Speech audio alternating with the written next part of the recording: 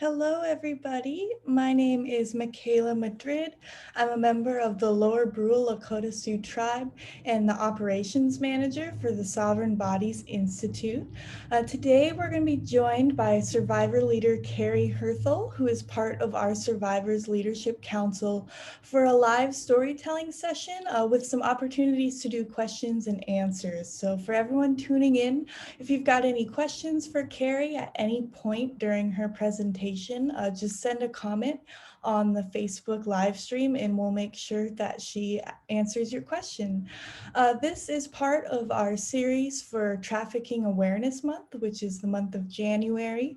We've done a whole host of webinars and a poster series and PSAs and a lot of really great information that's been coordinated and organized by our Survivors Leadership Council. We've got one more webinar coming up this Friday at 5:30 Pacific time, where we'll be talking about trafficking and Native foster youth. So with that, I'd like to welcome Cari to come on the screen and begin her presentation.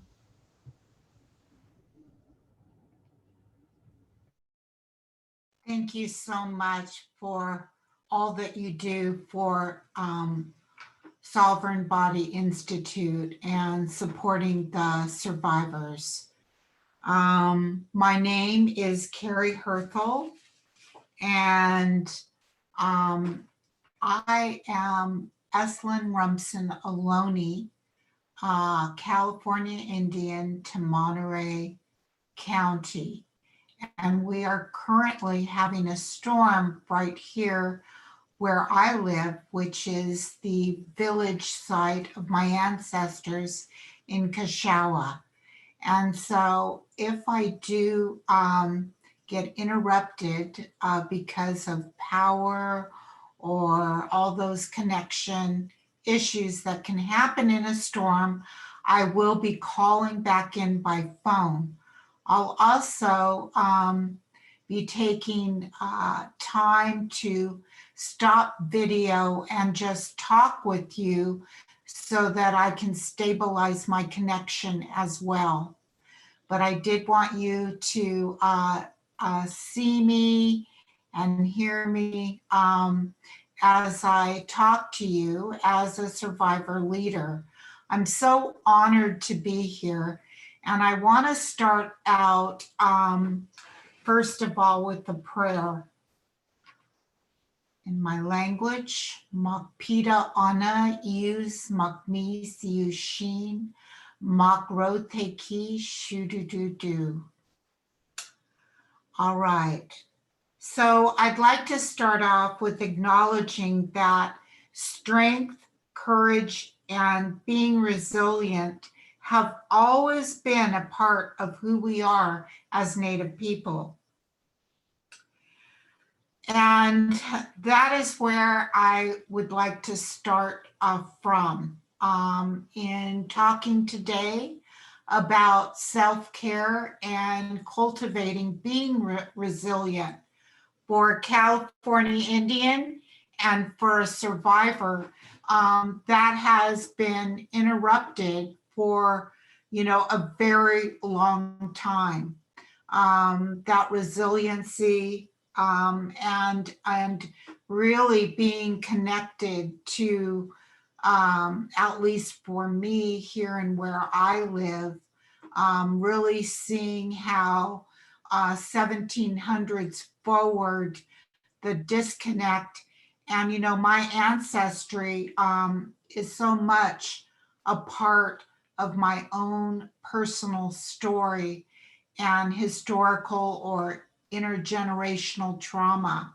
And so I'd like to start out telling you that story and then proceeding forward in my journey of cultivating what was displaced and disconnected from me. And so I'm going to turn this off now for a while, the stop video, and continue to speak to you. All right. So long before I met my trafficker, I was born into a lineage of California Indian ancestry. My ancestors on my father's side had experienced the genocide, which included trafficking through the missionization of my grandmothers. My biological father was a pimp and my birth mother was a prostitute. They had 6 children, which through their own lens of trauma used addiction to cope.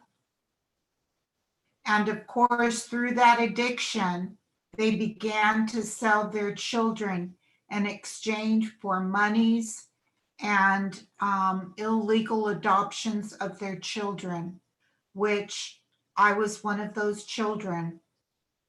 And at that point, I became a child of no value. My wounds were intergenerational, and my vulnerability with my wounds led me to my own plight. I was groomed beginning in the 8th grade. I knew very little about my culture, about the truth of who I was. What I knew was loss, grieving, lies, promises of love, neglect, on and on and on. I knew nothing about who I was. Through that vulnerability, my groomer, who at the time I was 16 years old and my groomer was 29. I went to Catholic school, although I wasn't Catholic. I was there to try to temper down my rebellious nature that was so inherent from my trauma. My neglect had always played out as a child. And so, there I was, just like my ancestors, at a Catholic place, and trying to learn to behave in a system that I didn't fit in and I didn't belong. And so, through the 8th grade forward, my trafficker began to introduce me to the idea of running away and becoming, his girlfriend, his love. And, he introduced ideas of attention and ideas that I really hadn't grown up with in my adoptive family. I was always treated like there was something terribly wrong with me. And, the not belonging was very apparent in my life. And so my groomer had my attention and I ended up running away with him. And for 3 years, I was trafficked up and down the Big Sur highway into Mexico and back into California.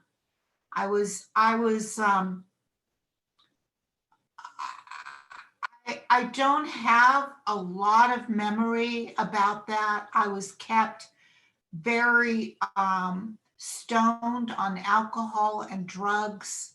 And so with that kind of value that I had for myself through my trafficker, that value, even after he was busted and I was let go into my own system of neglect, I had learned so much from my trafficker. I learned so much about how to sell my body and cope with the trauma and terror, with the emotional neglect that I'd always had. I understood what my value was. And much like my grandmothers back at the mission period with Father Sarah, they were taught, my grandmother is recorded in a lot of different ways with the Father Sarah diaries in history, that she was really taught to create value for her family, for her sisters, for herself, to go up to the Presidio and offer her body. And so, you know, here I was removed from the truth, but yet the truth, the trauma was living through me, and it lived through my father, and it lived through generations, and really continues to live, and to see that so alive, the historical intergenerational trauma, so alive today. And that I look at how we have still had to really work for our place, for our voice as survivors, but as Native women. And that is one of the reasons of being with the Sovereign Body Institute has been so important for me in my journey, because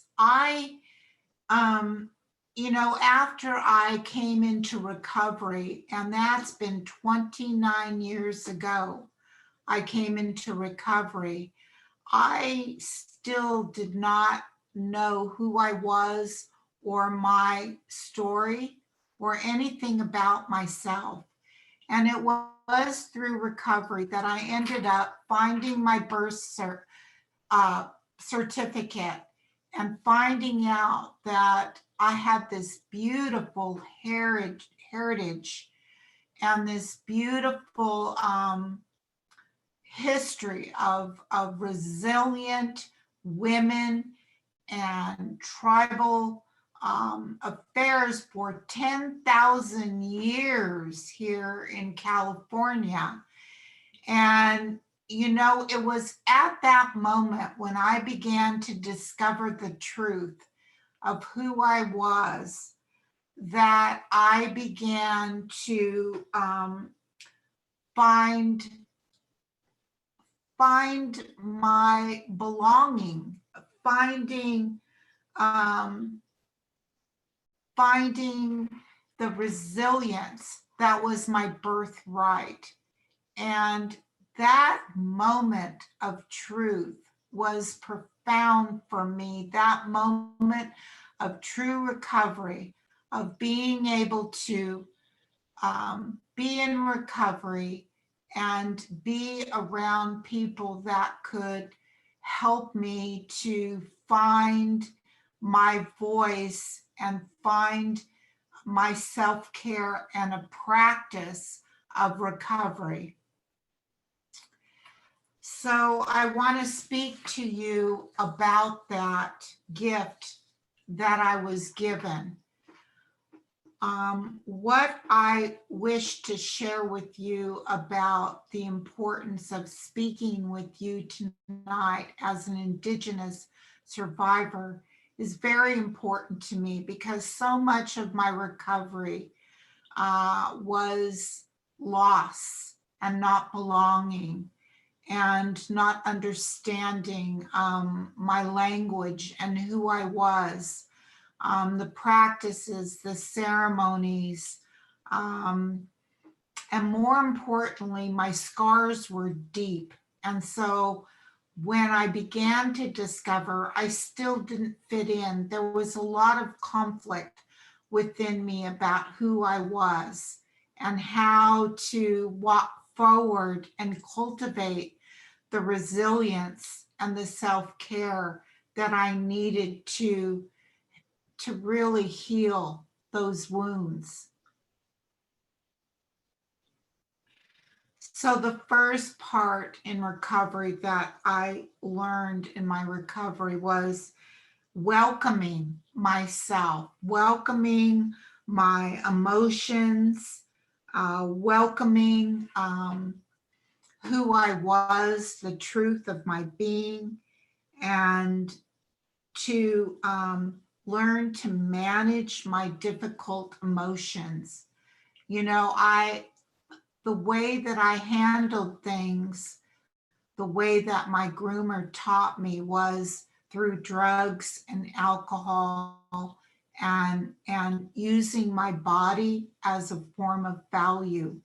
And so that was even very present in my behavior and in my value of who I thought I was. And so even in recovery, my wounds, my trauma were very, very apparent. I would have, just nightmares and shaking. And, I really couldn't fully express who I was. I still in recovery did not have a true sense of belonging. There was so much trauma and layers to that it took me a long, long while. But welcoming my emotions, feeling what I needed to feel without the drugs and the alcohol was the beginning of my journey, and learning to be kind to myself, um, recognizing my common humanity through recovery. Those were important pieces for me, understanding that, I belonged in recovery. That was very much part of my story. Then something happened. Um, Something deep happened within me during recovery. And that was, I was at a training. I was at a training to do some social action um, around my recovery. And that had to do with trafficking. And so I was at a workshop, and that workshop defined the law around sex trafficking. And it was at those moments that I understood that I had been trafficked, that I was not who, even in recovery, I thought I was, which was that I had made wrong choices, hung out with the wrong people, that, my history was all about what I had done wrong. And at that moment of the training, I began to understand that I was a child, and that truly my history of who I was as a Native woman had impacted me. And I began to really understand,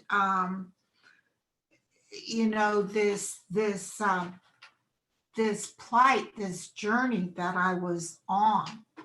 And that is when my true practice really began for me, and social action, being involved in nonprofits and education and understanding trauma and learning was so important.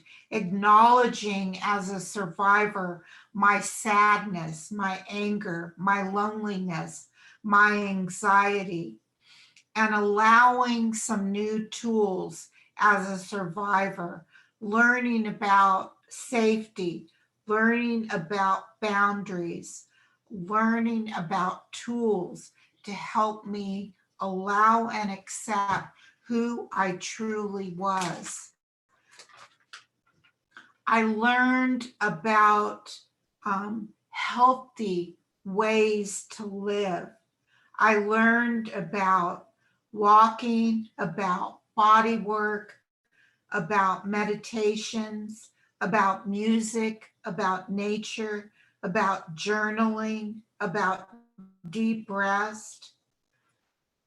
During this time, there was still a considerable amount of I would say, still some wound in me that although I was learning so much about myself and being with other survivors and being a survivor leader and speaking up and giving voice, I realized that is in many nonprofits that I sat with and were around survivor sisters and leaders and invited to speak, I noticed something, and that was that there wasn't very many survivor Native American sisters and brothers sitting with me at the table.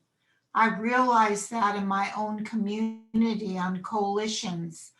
I felt it at retreats. I felt it at different organizations that I was there to give voice as a survivor. And it was at that time that my connections with Survivor Institute and other forms began to show up in my life. And I understood that part of my self care was finding my community, finding my support, finding my ceremonies, my songs, my prayer. And, I've been walking that path for a while as a cultural officer of my tribe, but I hadn't fully embraced caring for myself in a very deep way. And so, being with you right now is that kind of belonging, that kind of self care and resiliency that is so important for us in these tough times, for us when we don't belong and we're not here, for us giving to each other as women and friends and survivors. I remember speaking at a university up in Berkeley, and I was at the time, it was around Father Sarah becoming a saint. And I was speaking up about the history and being a survivor, and my grandmother being, her history. And I remember how hard it was for me to speak that day. But right after that, I went into a language workshop with one of my Ohlone cousins. And I remember hearing my language, and I was just taken back about how that language was impacting me. I felt like the language was embracing me and embodying every wound that I had. I began to write prayers in my language. I began to, embrace my culture in a whole new understanding and a whole new way.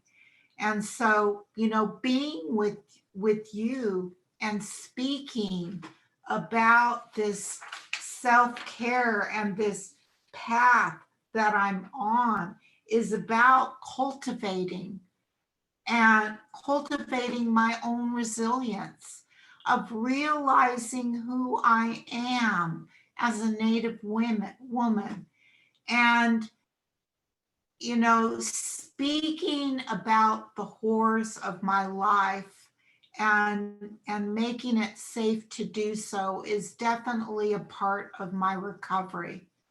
But cultivating my resilience is about being here with you and you helping me to belong here and speak so authentically. You know, I'm not an educator, I'm not a speaker. I'm a survivor who's showing up to tell you, um, to cultivate my resilience, to be that of which was taken from my ancestors. I could continue to speak more about this, but I'd like to know if there's any questions at this point. And I'm going to turn it back on to video as I'm able to get comfortable with being here and hear any questions that you might have. Yes, so for those tuning in on the Facebook live stream, please post your questions in the comments and we will answer them live here. While we're waiting for those questions to come in, I'm curious if what advice would you give to someone who suspects that a loved one might be in a dangerous situation? Well, first of all, that dangerous situation really does take resources. And so those resources to make sure that there's safety is very important. And I know that those resources are listed with the Sovereign Body Institute on the website, but really reaching out and having resources and having someone to listen to you is really the first step. Acknowledging, like I told you, that's an important part of the process. Acknowledging your fear about your loved one, reaching out for the resources, and you know, your physical health is so important in self care. Making sure that you have a good night's sleep, um, getting help from your doctors or your support groups. These are important factors. When you begin the journey, the key, it is really about knowing your resources and finding somebody that can help you and listen to you, and that you self-care, that you address um, the situation, that you don't let it just go unacknowledged. Mm. Yes, I appreciate that, you include things like going to the doctor as self-care. I think a lot of times when we hear self-care, we think of like bubble baths and spa nights, which are important, but there's also a lot of really practical aspects of self-care that are just so important. So we do have a question. Yeah, for sure. So a question in the Facebook comments are, what are your thoughts on the prevention of trafficking? What can we do to prevent this from happening? Well, there's a lot to be said here on this subject. But, you know, prevention does take education, um, and it does take the restoring of what was taken. And so that restorative justice on many levels for a Native person is part of our story. Like I said, being brought to the table to hear our voice is part of our healing. It is part of our preventative aspect, because we've been taught to be silenced. You know, we've been taught to be silenced, and we need to find our voice and find our resilience, and be part of the solution. Mhm. I'm getting this inner net connection is unstable, so I'm going to stop my video. So that is what I'm currently doing, but I am here. Yes, we can hear you loud and clear. So you talk a lot about survivor leadership, and that is just so important to being able to address this issue. So could you talk a little bit about how non-survivors can support this issue?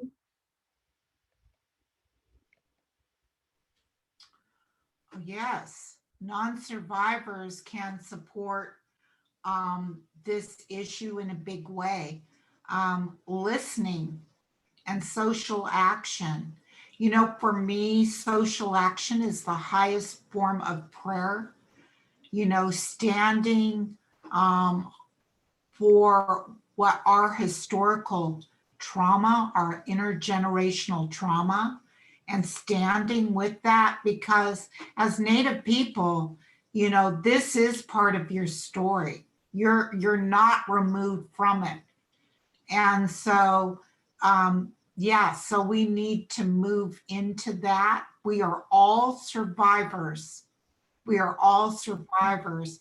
And so clicking that into your history, understanding that there it has affected you, trafficking in Indian country is real and its effects live on in us. And so this is what we must understand and help one another for future generations to make a difference and engage in social action. Mm, beautifully said. Thank you so much. So we have a similar question. So what is the role of non-Indigenous people in the issue of MMIW? What can non-Indigenous people do to help?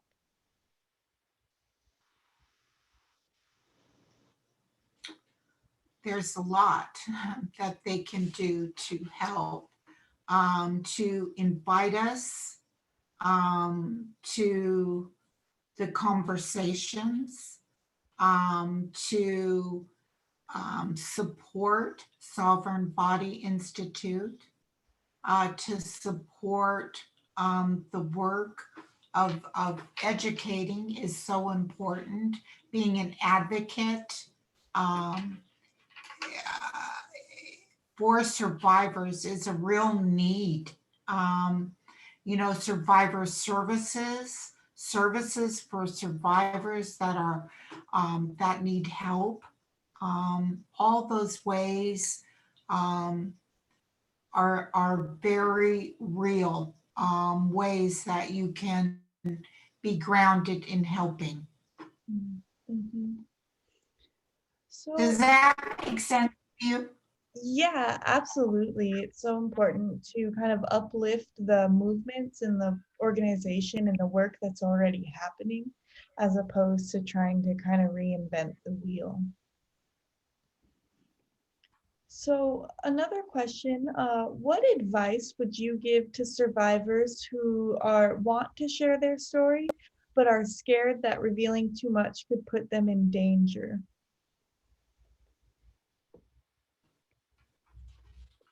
Well, there's a lot of resources available for that situation. Again, Sovereign Body Institute can be a resource for a survivor that is not comfortable fully or is in a situation where she cannot, um, you know, cannot see herself coming forward or has been limited. Um, in this capacity to get help. So I would reach out to Sovereign Body Institute with the message, with an email, with a phone call. And I know that our survivor leadership would be more than happy to respond to anyone that needs that kind of help and support. Mm.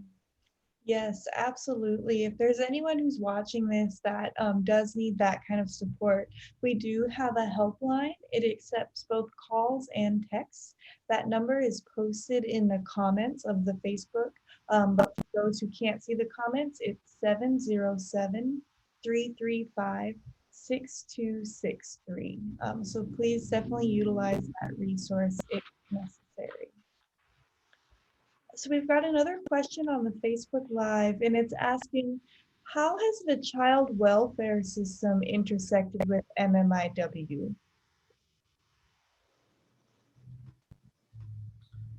Wow, that that is a very, very, again, very big question that I can only speak to in my county. But I can tell you that it has impacted me very personally.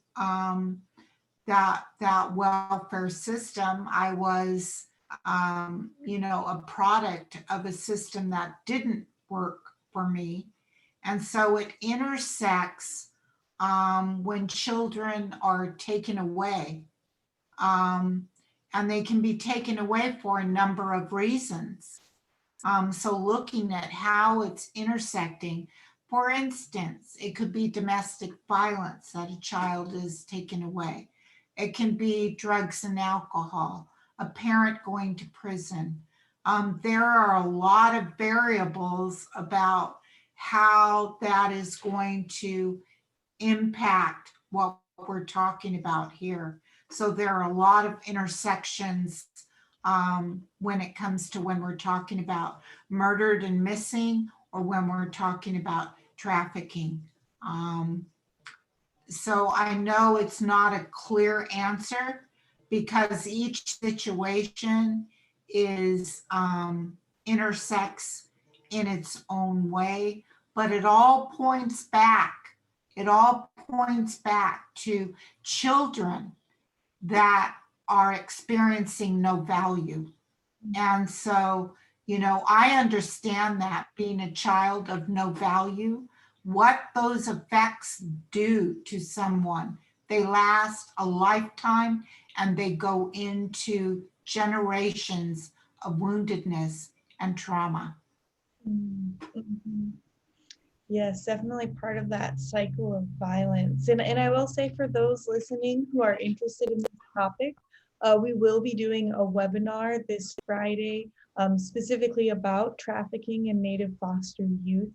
So we can dive into that very important issue deeper then.